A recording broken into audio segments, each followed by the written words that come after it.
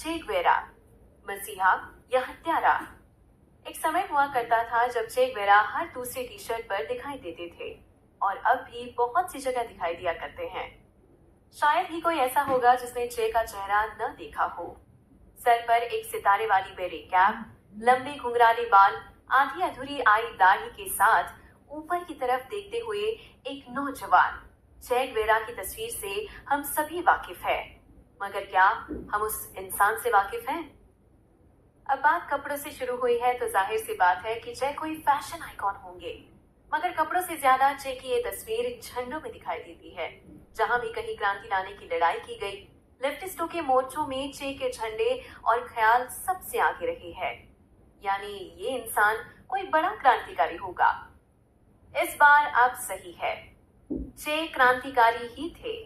ऐसे की दुनिया की क्रांतियों के पोस्टर बॉय बन गए, ठीक वैसे जैसे शहीद भगत सिंह। मगर चे सिर्फ एक पक्ष के लिए पोस्टर बॉय बने, शायद सारी दुनिया के लिए नहीं। जैसा कि इंग्लिश का एक कोट है, आप मुझसे प्रेम कर सकते हैं या मुझसे नफरत कर सकते हैं, मगर आप मुझे नजरअंदाज नहीं कर सकते। अगर ये कोट किसी पर ठीक तरीके से बैठता है तो वो क्यूबन क्रांतिकारी चे गुवेरा है। इतिहास बताता है कि ये क्रांति के आड़ में छिपा हुआ केवल एक सिरफिरा खूनी था, जो बिना सोचे समझे सिर्फ शक के बलबूते पर ही सैकड़ों को मार दिया करता था। तो कई लोग पक्ष लेते हुए बताते हैं, चूंकि चे क्यूबा में बनी फिडेल कास्ट्रो की सरकार का जनरल था, उसके पास ऐसा करने का पूरा अधिकार था।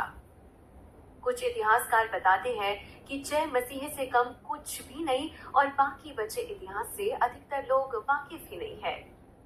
जैसे दुनिया जोकर और बैटमैन के बीच बंटी है, वैसे ही दुनिया चे के लिए भी बटी हुई है, क्योंकि सब ने चे के अंदर एक विलन भी देखा और हीरो भी। शायद ही इतिहास में कोई ऐसा इंसान हो जिसके लिए इतनी डिफरेंट विचार और ओपिनियन है। एक क्यूबन राइटर डॉक्टर उवा दे अरागन चे के बारे में लिखती है, इतिहास का चे पर निश्चित फैसला देने के लिए हमें और कई साल इंतजार करना पड़ेगा, जब दोनों पक्षों का जुनून बीत चुका होगा। चे के बारे में कही गई हजारों बातों में से ये बात सबसे ज्यादा निष्पक्ष और सटीक मालूम होती है। यहाँ दो पक्षों से सीधा सीधा मतलब लेफ्ट और राइट से है। लेफ्ट के लिए हीरो और विलेन आ गया है, एक बड़ी कंपनी जिसने लोगों का जीना हराम कर दिया था। चे ने उससे भिड़ जाने की ठान ली थी। 7 जुलाई 1953 गुवेरा ने अपनी अगली यात्रा के लिए, या यूं कहें अपनी क्रांति के सफर के लिए, वो निकल पड़ा। इस बार जो शहर उसने नापे थे वो थे Bolivia, Peru, Ecuador, Panama, Costa Rica, Nicaragua, Honduras और एल साल्वाडोर। इस सफर के दौरान उसने अपनी माँ को खत लिखते हुए ये भी बताया था कि कैसे उसके पास के सारे पैसे खत्म हो चुके हैं और वो सही मामलों में एक एडवेंचरर भी बन चुका है। बंजारों के पास ज्यादा सामान रखने की सहूलियत होती नहीं है।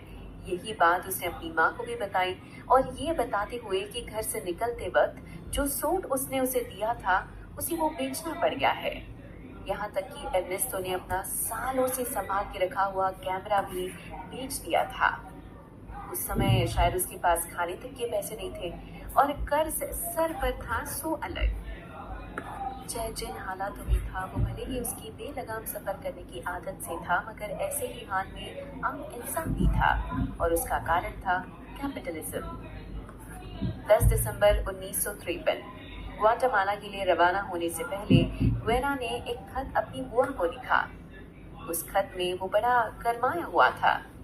ये खत उसने कोस्टा रिका से लिखा था और बताया कि उसने द यूनाइटेड फ्रूट कंपनी के अंतर्गत जितनी जगह आती है, उसकी जितनी भी खेती है, उसका जायजा लिया था और ये सब देखने के बाद उसने ये मान लिया था कि कंपनी के तौर तरीके आम आदमी के लिए बड़े ही नुकसानदायी है। चे का गुस्सा इस बात से भी साफ जाहिर होता है कि खत में उसने उस समय हाल ही में मरे जोसेफ स्टालिन, जो उस वक्त कम्युनिस्ट नेता और सोवियत यूनियन के लीडर थे, उनकी कसम खाई वो तब तक चैन नहीं लेगा जब तक इस अमानवीय कैपिटलिज्म को जड़ से उखाड़ के नहीं फेंक देता। यूनाइटेड फ्रूट कंपनी को लेके ये विचार सिर्फ चे के ही नहीं बल्कि विश्व प्रसिद्ध कवि पाब्लो नेरुदा के भी थे। उन्होंने इसी नाम की एक कविता भी लिखी थी जो कि इस कंपनी के दुष्कर्म बताती थी। पाब्लो ने इस कंपनी को खून चूसने वाली मक्खी की उपमा दी थी। साथ ही ये भी अलंकारित करते हुए लिखा था कि वो इंसान को कचरे के ढेर से का मानती थी। उसी महीने के अंत में ग्वेरा ग्वाटेमाला पहुंचा। वहां जकोबो अरबेंज गुज़मान की सरकार थी, जो कि डेमोक्रेसी का पालन करती थी। अरबेंज की ये सरकार नए नए रिफॉर्म्स लाने के काम में जुटी हुई थी। उनका एकमात्र उद्देश्य था कि लोगों की कैपिटलिज्म से होने वाली लाचारी खत्म की जाए, जो लैटिफंडिया एग्रीकल्चर सिस्टम को पूरी तरह से नष्ट कर दिया जाए। ये जमींदारी का ही सिस्टम था। ऐसा करने के लिए प्रेसिडेंट अरबेंज ने एक लैंड रिफॉर्म प्रोग्राम देश भर में चलाया, जिसके अंतर्गत जितनी भी जमीन पर खेती नहीं की गई थी उनको जमींदारों से छीन लिया गया था और उन गरीबों किसानों में बांट दिया गया था जिनके पास कोई जमीन नहीं थी। इससे हुआ ये कि जो सबसे बड़ा जमींदार था यानी यूनाइटेड फ्रूट कंपनी, उसको भारी नुकसान हुआ। गवर्नमेंट ने कंपनी की 2,25,000 एकड़ जमीन छीन ली थी। ऐसे बड़े बदलाव को देखकर और गवर्नमेंट को सही राह में काम करता पाके ग्वेरा ने ठाना कि वो ग्वाटेमाला को ही अब अपना घर बनाएगा। उसे ये समझ आ गया था कि अगर उसको सच में क्रांति की राह पर चल के लोगों के लिए कुछ करना है तो इससे बेहतर सरकार का साया नहीं हो सकता और इससे बेहतर जगह पर पॉलिटिक्स नहीं सीखी जा सकती। ग्वाटेमाला में एर्नेस्टो हिल्डा गार्डिया अकोस्टा नाम की एक पेरुवियन इकोनॉमिस्ट से मिला। हिल्डा का left leaning political party APRA के लोगों के साथ अच्छी जान पहचान थी। उसी ग्वेरा को अरबेंज की सरकार के बड़े मंत्रियों से मिलवाया था। इन सब के बाद वो क्यूबन लोगों और फिडेल कास्ट्रो के संपर्क में आया। ये सब 26 जुलाई के मोनकाडा बैरक्स सैंटियागो क्यूबा में हुए अटैक्स के बाद ग्वाटेमाला में बना ले रहे थे। इन सब के दौरान ही एर्नेस्टो को अपना वो निकनेम मिला जिससे वो पूरी दुनिया में जाना जाने वाला था, चे। ये नाम उसे कैस्ट्रो ने दिया था और इसका कारण एर्नेस्टो की बार बार चे बोलने की आदत थी। कह सकते हैं इसके बाद से एर्नेस्टो को पूरी दुनिया उसकी तकिया कलाम से ही पुकारने वाली थी। ग्वाटेमाला में चे एक और बेहतरीन मार्क्सिस्ट से मिला जिसका नाम हेलेना लेवा था। चे के रहने खाने का बंदोबस्त भी इसी ने किया था। बदले में उसे बस मार्क्सिज्म के बारे में चे से पढ़ना था। चे ने इसके लिए एक कविता इन्विटेशन अल कमीनो भी लिखी थी। उस समय अमेरिका अरबेंज के काम से रत्ती भर भी खुश नहीं था।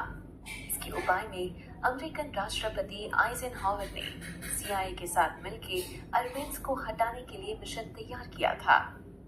इस मिशन का एक ही टारगेट था, अरबेंज को सरकार से हटाना। ये लड़ाई अच्छे और बुरे की थी ही नहीं, ये लड़ाई बस आइडियोलॉजीज की थी और अमेरिका अपने करीब कम्युनिज्म बर्दाश्त नहीं कर सकता था क्योंकि उसे USSR का डर सताए रहता था। मई 1954 में ग्वाटेमाला में इन्फेंट्री और लाइट आर्टिलरी से भरा एक जहाज कम्युनिस्ट चेकोस्लोवाकिया ने भेजा। फिर क्या था, चिंगारी को हवा की जरूरत होती है। अमेरिका के लिए ये बड़ा ही अच्छा मौका था अरबेंज को सत्ता से हटाने का। उसने ग्वाटेमाला को पूरी तरह से अरबेंज के खिलाफत में की गई बातों से और प्रोपोगंडा से भर दिया। लीफलेट से लेके रेडियो तक सब जगह बस अरबेंज को बुरा बताया गया। इतना ही नहीं, CIA ने कार्लोस कास्टिलो आर्मस के साथ मिलकर अरबेंज के खिलाफत में हुए लोगों की टुकड़ी बनाई और साथ ही फौज का सहारा लेकर ग्वाटेमाला पर धावा बोल दिया। इन सब से परेशान होके अरबेंज ने 7 जुलाई 1954 को रिजाइन कर दिया कि लोगों के लिए क्रांति लाना ही वो जीवन का मोटिव है जिसे वो अब तक तलाश रहा था। अगले दिन सुबह होते ही उसने 25 जुलाई मूवमेंट को साइन किया और उसका मेंबर बन गया। उन दोनों की पर्सनालिटीज एक दूसरे से जुदा होने के बावजूद उनकी दोस्ती बढ़िया तरीके से फल फूलने लगी थी। इन दोनों की ड्यूअल बायोग्राफी लिखने वाले साइमन रीड हेनरी ने इनकी दोस्ती को दुनिया बदल देने वाली क्रांतिकारी दोस्ती बताया है क्योंकि दोनों के ही मन में इंपीरियलिज्म और कैपिटलिज्म के लिए बराबर की नफरत थी। ग्वेरा अपने जीवन के उस पड़ाव पर आ गया था जहां उसका मानना था कि दुनिया भर में अमेरिका ने अपनी बड़ी बड़ी कंपनियों के संगठन स्थापित किए हुए हैं जिसके द्वारा वो लोगों को कुचलने वाले शासनों को सहारा देता है। जय के हिसाब से बटिस्टा भी अमेरिका की ही एक कठपुतली था जिसकी डोर काटने का समय आ चुका था। भले ही ग्वेरा ने फौज में हिस्सा सैनिकों के डॉक्टर के रूप में लिया था, उसने युद्ध की भी पूरी ट्रेनिंग ली बाकी मेंबर्स के साथ। इस दौरान उसने गुरिल्ला वॉरफेयर के अलग अलग तौर तरीके सीखे। ग्वेरा की ट्रेनिंग का हिस्सा था 15-15 घंटों की पहाड़ी चढ़ाई और नदियां पार करना, जंगलों में सरवाइव करना और डटे रहना भी शामिल था, ताकि जंग के समय आने वाली किसी भी परिस्थिति का वो डट के सामना कर सके, ताकि वो वापसी की कला में महारत हासिल कर सके। इस पूरी ट्रेनिंग के इंस्ट्रक्टर थे अल्बर्टो बायो और जय इनका प्राइज स्टूडेंट था। दिए गए हर टेस्ट में, हर कड़ी चुनौती में, हर परिस्थिति में जय अव्वल आया करता था। ट्रेनिंग खत्म होने के बाद बायो द्वारा उसे best guerrilla of them all बुलाया जाने लगा। क्यूबा की आजादी की लड़ाई लड़ने से पहले मेक्सिको में ही सितंबर 1955 में जय ने हिल्डा गार्डिया से शादी कर ली। कुछ ही महीनों में जय बाप भी बनने वाला था और ये बात उसने ऑफिशियली अपनी माँ को लिखे एक खत में बताई थी। गुरिल्ला वॉरफेयर एक युद्ध लड़ने का ऐसा तरीका था जिसमें छोटे छोटे गुट में सैनिक बड़ी फौज से लड़ते थे। इसमें सैनिकों को गुरिल्ला कहा जाता था। ये लड़ाई का बड़ा कठिन तरीका था। कैस्ट्रो के प्लान के हिसाब से कुछ नावों में गुरिल्ला जाएंगे और क्यूबा के सुरक्षित किनारों पर हमला कर देंगे। ये प्लान जय को भी पागलपन और जुनून से भरा हुआ लग रहा था। जिसके लिए अब तक तैयारी की थी, वो दिन आखिरकार आ ही गया। 23 नवंबर 1956 फिडेल कैस्ट्रो ने अपने साथियों में ऐलान किया कि अब जाने का समय आ चुका है। उसने अपने साथी रिबेल्स को, जो उस वक्त दूसरे शहरों में मौजूद थे, उनको आदेश दिया कि वो अगले दिन पोजियो रिको में जमा हो ताकि वहां से एक यॉट में भरकर क्यूबा के लिए रवाना हो सके। भले ही कैस्ट्रो का ये मिशन कितना ही सीक्रेट लग रहा हो, कितना ही 100 पर्दों में हो, मगर इसके बारे में क्यूबन प्रेसिडेंट बटिस्टा को जानकारी थी। बस उसे ये मालूम नहीं था कि ये हमला कब और कहां होने वाला है। एक तरफ कैस्ट्रो हमला करने के लिए तैयार था, तो चुपके चुपके बटिस्टा ने भी अपनी आर्मी क्यूबा के सारे समुद्र तटों पर तैनात कर दी थी। बटिस्टा हमले का सामना करने के लिए तैयार था। 25 नवंबर 1956 को सारे गुरिल्ला ग्रैंडमा नाम की एक यॉट में भर के क्यूबा के लिए रवाना हो गए। जाते समय जय ने अपनी माँ के लिए एक खत लिख दिया था, जो उसकी माँ तक उसकी मौत की बात पहुंचना था। उस खत में उसने इस बात का अफसोस जताया कि उसने फील्ड सर्जरी पर कम ध्यान दिया था। उस खत से ये साफ था कि जय ने अब सर पर कफन बांध लिया था और वो किसी भी परिस्थिति का सामना करने के लिए तैयार था। कैस्ट्रो की टुकड़ी बटिस्टा की गई तैयारी के लिए बिल्कुल भी तैयार नहीं थी। ग्रैंडमा जैसे ही क्यूबा पहुंची, उल्टा आर्मी ने जय और उसके साथियों पर हमला कर दिया। उस यॉट पर कुछ 82 आदमी थे, जिसके बाद सिर्फ 22 ही एक दूसरे से दोबारा मिल पाए। उनमें से या तो मार दिए गए थे या बंदी बना दिए गए। हमले से परेशान सारे गुरिल्ला अपनी जान बचा के भागने लगे थे। जय भी खुद को बचाने की पूरी कोशिश में जुटा था। चारों ओर से फायरिंग हो रही थी, हर तरफ बस गोली लग जाने का ही डर था। इस युद्ध में जान बचाने के लिए जय के सामने एक चुनौती आ गई, जिसमें उसे मेडिकल सप्लाईज और गोलियों के डब्बों में से किसी एक चीज को चुनना था। बिना किसी विचार के एक झटके में ही जय ने गोलियों को चुना। ये पल जय के जीवन का निर्णायक पल था। भले ही उसके पास एक मेडिकल की डिग्री मगर मन से वो एक योद्धा ही था। अगर एक ऐसे पल की बात की जाए जो आपको आपके बारे में सब कुछ बता देता है, तो वो पल जय के लिए ये पल था। इस पूरे हमले के बाद सिर्फ कुछ ही रेवोल्यूशनरीज जिंदा बचे थे। ये सब सियरा मेस्ट्रा के पहाड़ों पर जाके दोबारा जमा हुए, जहां ये फ्रैंक पेस के गुरिल्ला नेटवर्क, 26 जुलाई मूवमेंट के मेंबर्स और बाकी लोकल रेवोल्यूशनरी से जा मिले। हम ऐसा कह सकते हैं ये सब उस हमले के बाद अंडरग्राउंड हो गए थे। चलते एक अच्छा खासा समय बीत चुका था और ये बात जाहिर थी कि इस जंग का हीरो है जय ग्वेरा। जय के कमांडिंग ऑफिसर के मुताबिक जय एक इंटेलिजेंट, जाबाज और उद्धरणीय लीडर है, जिसका अपने सैनिकों पर महान नैतिक अधिकार था। कैस्ट्रो आगे यह भी बताते हैं कि चे एक बड़ा रिस्क टेकर था। इतना ज्यादा जुनूनी था कि कभी कभार सरफिरा मालूम होता था। खैर, चे के पिता की चे के माता से यही शिकायत थी।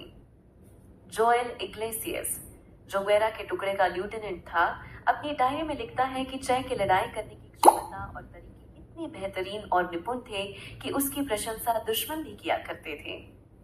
जोएल आगे चे के प्रभाव के बारे में और बताते हुए उस समय के बारे में लिखता है जब उसे गोली लगी थी। चे ने जब उसे घायल देखा तो गोलियों की चिंता किए बगैर उसकी मदद के लिए दौड़ पड़ा। उसने जोएल को अपने कंधे पर उठा के सेफ जगह ले गया। इस बीच गार्ड्स ने उस पर गोली चलाने की हिम्मत तक नहीं की, क्योंकि उन्होंने चे की बहादुरी और निडरता का अंदाजा इस बात से लगा लिया था कि वो जोएल को बचाते समय अपनी बंदूक अपनी कमर में ही फंसाए हुए था। काबू में एक साथ नहीं लाई जा सकती। नया काम, नया घर और नई सत्ता को जमाने में समय लगता है। क्रांति के बाद से पहली पॉलिटिकल समस्या तो ये आ खड़ी हुई कि क्यूबा में रह गए बटिस्टा के सेवकों का क्या किया जाए। ये लोग जिन्होंने उसकी तानाशाही को बरसों तक बढ़ावा दिया था, उनको सजा क्या दी जानी चाहिए। जैसे कैस्ट्रो ने लॉ de la Sierra यानी सिएरा के कानून का इस्तेमाल करना सही समझा, इसके मुताबिक सीरियस वॉर क्राइम करने वालों को मौत की सजा दी जानी चाहिए थी, फिर वो इंसान फुल्गेंसियो बटिस्टा के पक्ष का हो या क्रांति के पक्ष का। पहले इन नियमों को कैस्ट्रो की जीती टेरिटरीज में लागू किया गया, जिसके बाद धीरे धीरे पूरे देश में इसका पालन होने लगा।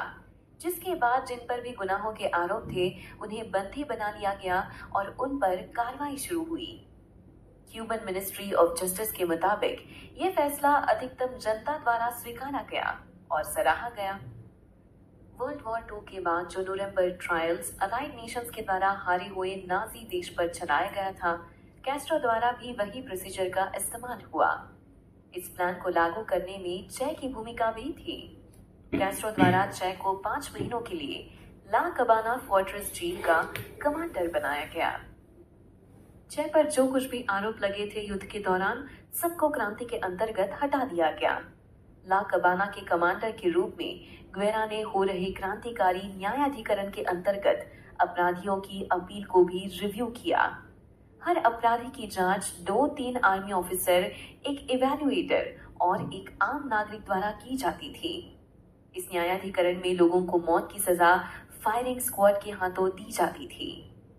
राउल गोमेज, जो क्यूबन मिनिस्ट्री के जज थे, वो बताते हैं कि इन सबको सरकार द्वारा मारा जाना ही बेहतर था, ताकि लोग इन्हें न मारे। लोग कानून अपने हाथों में न ले, जैसे 20 साल पहले एंटी माकाडो क्रांतिकारियों ने किया था। बायोग्राफर्स ऐसा लिखते हैं कि 1959 में आम जनता लिंचिंग के मूड में थी, तभी इस न्यायाधिकरण का सपोर्ट 93% जनता ने किया था। 22 जनवरी 1959 में यूनिवर्सल न्यूज रील ने एक शो यूएसए में ब्रॉडकास्ट किया, जिसका संचालन ई हेरलीही ने किया था, जिसमें कैस्ट्रो शामिल थे। उसमें उसने यूएसए को बताया कि इन मौत की सजाओं में क्यूबा के लोगों का पूरा सहयोग ही पूरी सहमति है, क्योंकि ऐसा माना जाता है कि कम से कम 1000 से लेके 20,000 तक क्यूबन्स को बटिस्टा की तानाशाही ने मौत के घाट उतार दिया था। इन सब से क्यूबा ने जंग के आरोपियों के साथ भी वही किया, उन्हें तड़पाया और अंततः मौत दे दी। कई लोगों का ऐसा मानना है कि ऐसा करके उन्होंने न्यायिक कार्यवाही की धज्जियां उड़ा दी। हालांकि आंकड़े अलग अलग कहानियां बताते हैं। ऐसा अनुमान लगाया जाता है कि चे के ल कबाना में हुई मौतों की संख्या 55 से 105 के बीच थी, और ये बात भी विवादित रही है कि कौन सी मौतें सरकार के हाथों हुई है और कौन सी गुएरे के हाथों। चे के इस पूरे मामले पर लोगों के विरोधी विचार रहे हैं और आज भी है। इसे शामिल थी उनकी न्यू मैन की आइडियोलॉजी। गुएरा की क्यूबा में मिनिस्टर ऑफ इंडस्ट्रीज की पोस्ट तो थी ही, आगे चल के कैस्ट्रो ने उसे मिनिस्ट्री ऑफ फाइनेंस भी सौंप दी और उसे नेशनल बैंक का प्रेसिडेंट बना दिया। इन सब पदों पर बैठने के बाद गुएरा की ताकत असीमित रूप से बढ़ गई थी। नेशनल बैंक का प्रेसिडेंट होने के नाते क्यूबन करेंसी साइन करने की ड्यूटी अब गुएरा की हो गई थी। और ये रीत थी कि नोटों पर उसका सिग्नेचर ही रहेगा। गुएरा ने नोटों पर अपना पूरा नाम लिखने के बजाय सिर्फ चे लिखकर साइन किया। ये एक हरकत से कई क्यूबा के फाइनेंस सेक्टर वालों को चे से दिक्कत हो गई थी। चे का ऐसा करना एक सिंबल था जो ये बताता था कि उसके लिए पैसे कितनी मामूली चीज है। गुएरा का दोस्त रोजो ने इस एक्ट को लेके कहा था कि जैसे ही उसने बिलों पर चे साइन किया, वैसे ही पैसों का एक पूजनीय वस्तु होने के भ्रम को नष्ट कर दिया। देश में इक्वालिटी स्थापित करने के नजरिए को लेकर चे और क्यूबा की नई बनी सरकार ने क्यूबा का इकोनॉमिकल और पॉलिटिकल बेस चेंज कर दिया। उन्होंने फैक्ट्रीज, बैंक्स और सारे बिजनेसेस को नेशनलाइज कर दिया। इससे उनका उद्देश्य था क्यूबा वासियों के लिए रोजगार, हेल्थ केयर और घर बार अफोर्डेबल बनाना। साथ ही चे का मानना था कि जो भेद उस वक्त क्यूबा में जो लोगों के बीच जेंडर, कलर और क्लास को लेके भेद थे, वो उसके इतिहास के कारण लोगों की जड़ों में बस गए थे। इसीलिए ही गुएरा ने लोगों से द न्यू मैन की बात की, जिसके मुताबिक उसने सबको ये सिखाया कि सब एक है और हमें किसी को भी उसके जेंडर, कलर या क्लास पर नहीं बांटना चाहिए। ये सब करने के लिए उसने मार्क्सिज्म, लेनिनिज्म का ही सहारा लिया। चे का एकमात्र लक्ष्य इस वक्त आर्थिक समानता लाना था, जहां पैसों के बल पर भी किसी भी तरीके का भेद न हो सके। चे की इस न्यू मैन की नीति का समर्थन करते हुए और बढ़ावा देते हुए क्यूबन गवर्नमेंट ने भी अलग अलग स्तर पर काम किया और अवेयरनेस फैलाने के लिए labour groups, women's groups, community centres स्थापित किए। साथ ही साथ आर्ट को भी नेशनलाइज किया गया ताकि उससे सोशलिस्ट आइडियोलॉजी को और आगे बढ़ाया जा सके। इस पूरे नए तरीके के डेवलपमेंट को लेके चे लिखते हैं, फ्री एंटरप्राइज डेवलपमेंट में और रेवोल्यूशनरी डेवलपमेंट में मूल रूप से यही फर्क है कि पहले केस में पैसे व्यापारियों, सरकार के दोस्तों और सरकार के पास जाता है, वही दूसरे केस में पैसा पूरी तरह जनता की संपत्ति होता है। लोगों के बीच और ज्यादा यूनिटी लाने के लिए लोगों से वॉलंटियर काम करने के लिए कहा। ये बताया कि उन्हें बिना पगार की उम्मीद किए सेवा भाव से काम करना चाहिए। गुएरा ने ये बातें सिर्फ बोली नहीं थी, बल्कि एग्जाम्पल सेट करने के लिए खुद पर भी लागू की थी। अपने मिनिस्ट्री के काम से फुर्सत होने के बाद चे कंस्ट्रक्शन के काम में भी हाथ बटाया करता था और गन्ने की कटाई भी किया करता था। लोगों का कहना है कि एक बार में वो 36 घंटे काम किया करता था और रातों को भी मीटिंग्स लिया करता था और चलते फिरते ही खाना खाया करता था। इन सबको समझते हुए चे ने कहा था, ये मायने नहीं रखता कि आप कितना सारा और कितना अच्छा खाना खाते हैं। ये मायने नहीं रखता कि आप कितना सोना खरीद पाते हैं या कितनी बार घूमने जाते हैं, बल्कि ये मायने रखता है कि आप अंदर से कितने संतुष्ट हैं और आप मन से कितने अमीर हैं।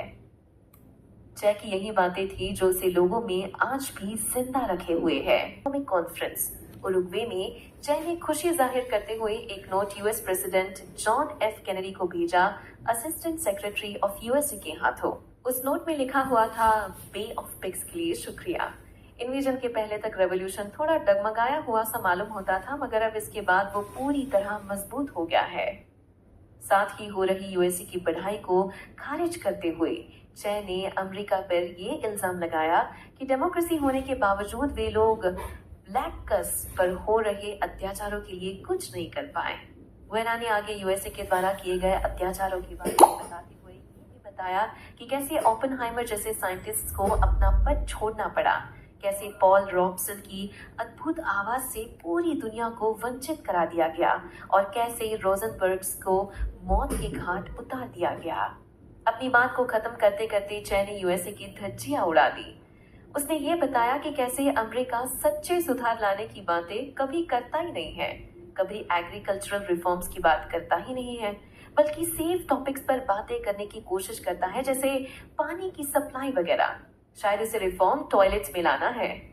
कोई चे का कितना ही विरोधी हो, चे की इन बातों से सहमत सभी थे। गुएरा को हम क्यूबन सोवियत संबंधों का रचयिता कह सकते हैं। इस बात का एक प्रमाण ये भी है कि चे ने क्यूबा में सोवियत की न्यूक्लियर बैलिस्टिक मिसाइल्स लाने में एक अहम किरदार निभाया था। इस पूरी घटना को क्यूबन मिसाइल क्राइसिस के नाम से जाना जाने लगा, जिसने पूरी दुनिया को अक्टूबर 1962 में वर्ल्ड वॉर 3 की कगार पर लाके खड़ा कर दिया था। इस पूरी बात को अगर समझे तो हुआ यूं था कि अमेरिका को अपनी ताकत दिखाने के लिए यूएसएसआर के पास न्यूक्लियर मिसाइल से बेहतर और क्या हो सकता था। बस इसलिए कुछ 12-13 दिनों के लिए सोवियत की ये मिसाइल्स क्यूबा में रखी गई थी, जहां से अमेरिका पर हमला करना बड़ा आसान हो गया होता। मगर इस हमले का डिसीजन क्यूबन गवर्नमेंट या चे के हाथों में नहीं था। कुछ समय चली बहस और बातों के बाद यूएसएसआर ने अपनी मिसाइल्स वहां से वापस बुला ली। कैस्ट्रो और चे का पूरा इरादा था कि ये हमला कर देना चाहिए, मगर ये सपना ही रह गया। यूएसएसआर के इस बदलाव से ग्वेरा बेहद गरमाया हुआ था। कई न्यूज रिपोर्ट्स बताती है कि उसका ये कहना था कि अगर यूएसएसआर मिसाइल्स का कंट्रोल क्यूबन के हाथों सौंपता तो युद्ध शुरू ही हो गया होता। इस क्राइसिस के बाद चे को ये लगने लगा कि यूएसएसआर सिर्फ नाम का कम्युनिस्ट है, क्योंकि अगर वाकई वो कम्युनिस्ट होता तो दुनिया से कैपिटलिज्म मिटाने का मौका नहीं छोड़ता। चे को ये समझ आ गया कि यूएसएसआर और यूएसए दोनों ही एक ही थाली के चट्टे बट्टे हैं, जिन्होंने क्यूबा को बस इस्तेमाल किया दुनिया में अपनी खुद की ताकत बनाए रखने के लिए। इसके बाद से चे जितनी गालियां यूएसए को दिया करता था, उतनी ही अब यूएसएसआर को भी देने लगा था। चे को समझ आ गया था कि यूएसएसआर के साथ रहने से कुछ नहीं होगा, इसलिए उसने दूसरे कम्युनिस्ट देश चाइना से दोस्ती बढ़ाई। ये दोस्ती से कोई फायदा होता नहीं दिखाई दिया, उल्टा अब चे ने यूएसए के साथ साथ यूएसएसआर से भी दुश्मनी मोल ली थी।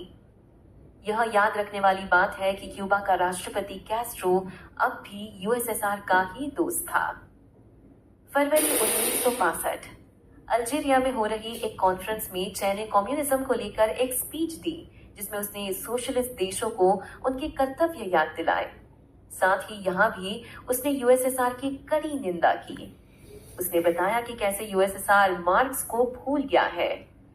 इस स्पीच के बाद चे क्यूबा वापस लौटा, जहां वो कैस्ट्रो से मिला।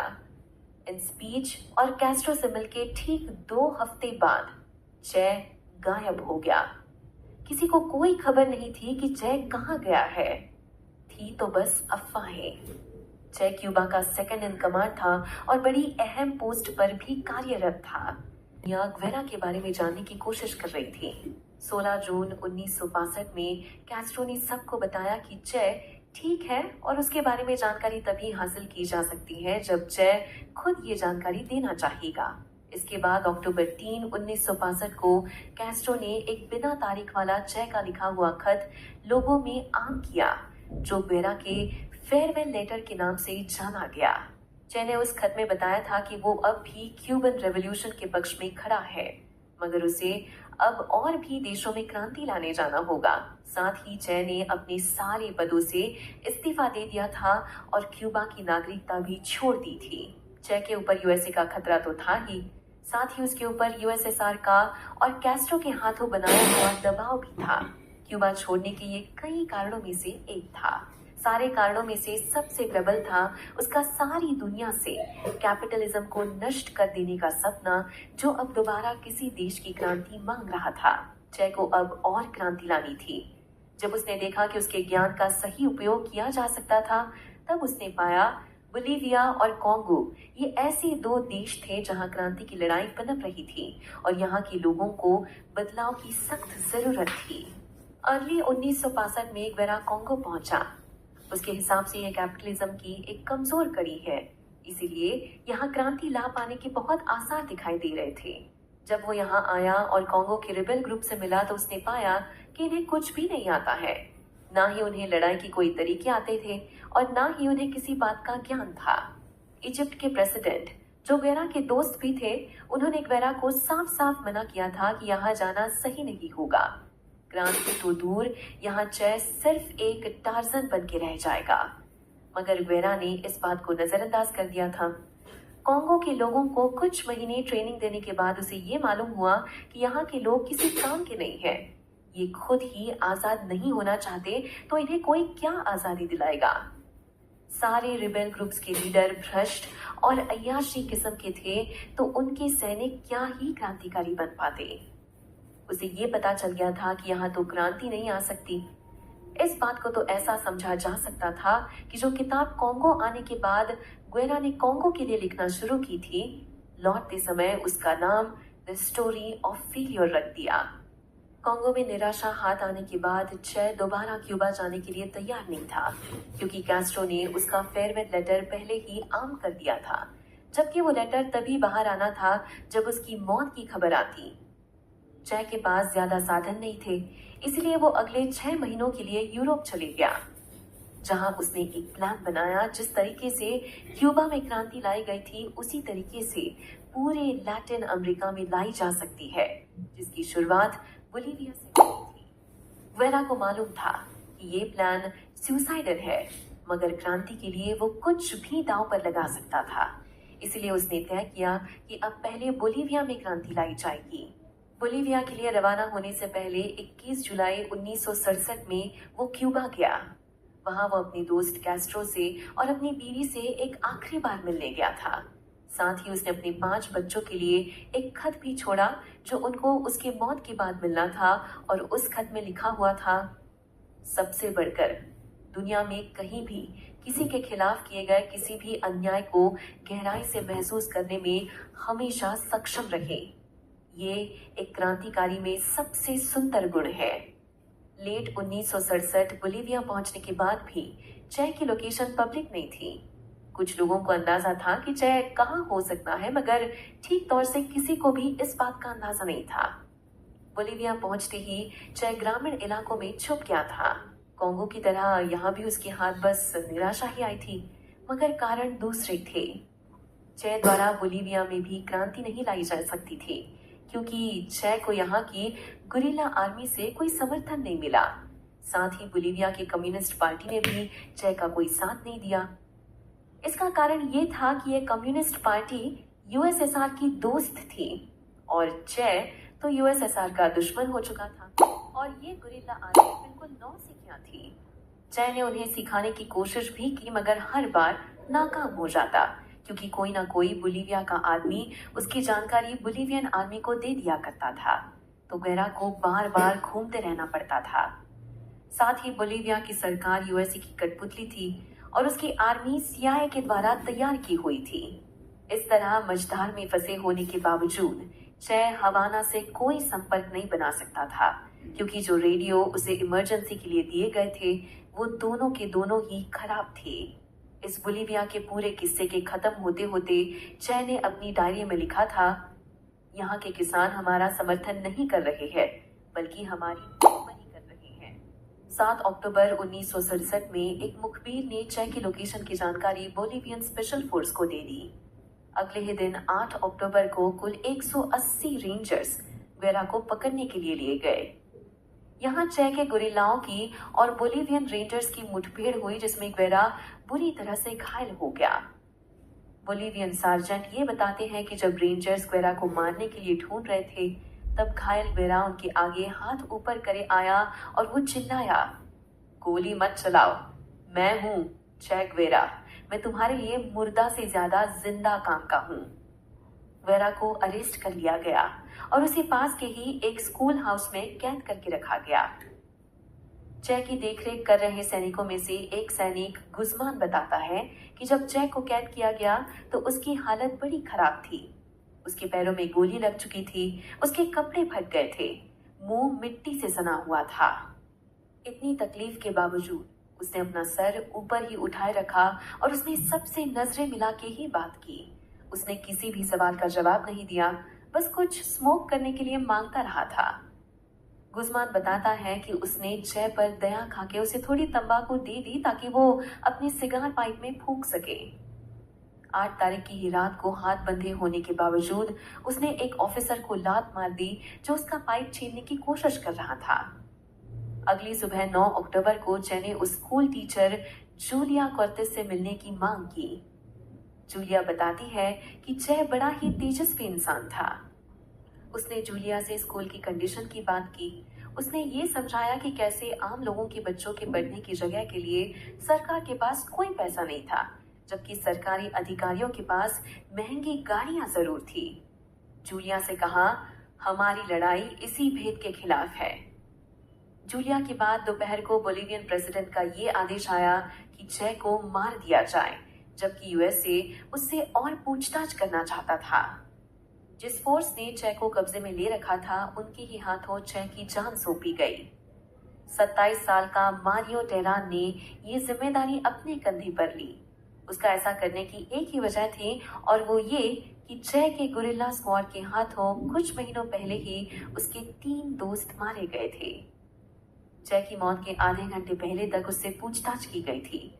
उसके बाकी गुरिल्ला साथियों की जानकारी निकालने की कोशिश की थी, मगर चे ने जिंदगी भर भी अपना मुंह नहीं खोला।